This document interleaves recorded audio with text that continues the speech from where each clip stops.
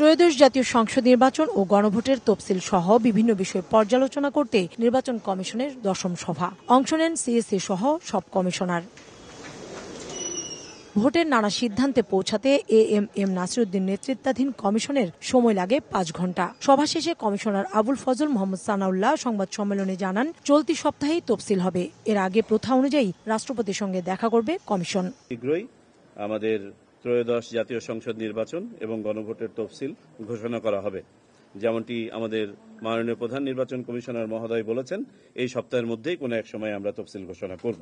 Commissioner জানান, vote গ্রহণের সময় 1 ঘণ্টা বাড়ানোর সিদ্ধান্ত নিয়েছে ইসি। ভোট কেন্দ্রে ব্যালট পেপার সহ নির্বাচনী সামগ্রী আগের রাতেই চলে যাবে। সংসদ ও গণভোট একসঙ্গে হওয়ায় ভোট কক্ষে বুথ সংখ্যা বাড়ছে বলেও জানান তিনি।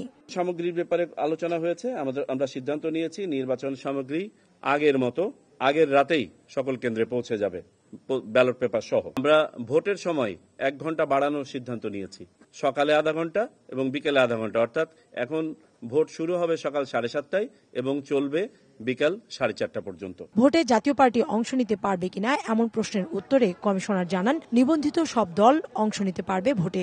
রাজনৈতিক বক্তব্যের ব্যাপারে আপনারা জানেন, ওই সময় তারা বলে গেছেন, আমাদের অবস্থান হচ্ছে আইন যাদেরকে পারমিট করবে তারা ভোটে অংশগ্রহণ করবেন এবং আইন বলা আছে কারা ভোটে অংশগ্রহণ করতে পারবেন না।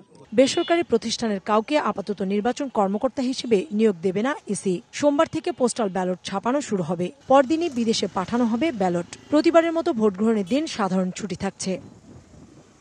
কাউসারা চৌধুরী কুমু, সময় সংবাদ, ঢাকা।